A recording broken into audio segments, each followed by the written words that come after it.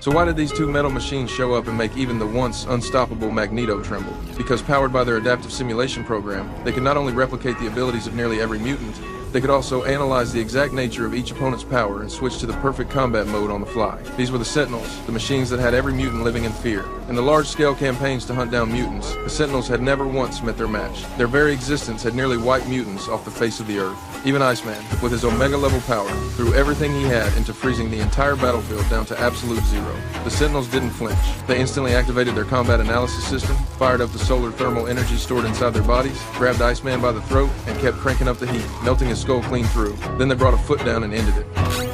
At the same time, Pyro ran into the exact same problem. His powers were a natural countermatch disadvantage, and no matter how much raw strength he had, he couldn't make any of it work. In the end, he was beaten and lost his life. Colossus looked intimidating but didn't have the goods to back it up. One punch from a Sentinel, and he was reduced to a useless pile of scrap.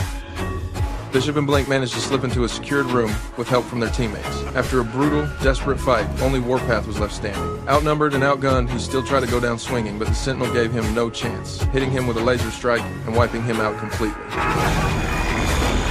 Right after that, the Sentinel reactivated its solar power, its entire body radiating intense, scorching heat. Without any effort at all, it melted straight through a steel door 100 meters away. Riding a wave of molten heat, it pushed its head through the opening and locked onto the targets inside.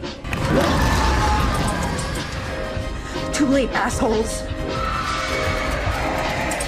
The moment the death ray fired across the room, both people simply vanished. The one-sided slaughter from seconds before, it was as if it had never happened. Every mutant the Sentinels had just killed was suddenly back on their feet, regrouped, and alive. Here's why. To stay ahead of the Sentinels' relentless pursuit, Kitty Pryde had been sending Bishop's consciousness back 3 days each time, warning everyone in advance about exactly when and where the Sentinels would strike. That gave them a chance to get out before it happened.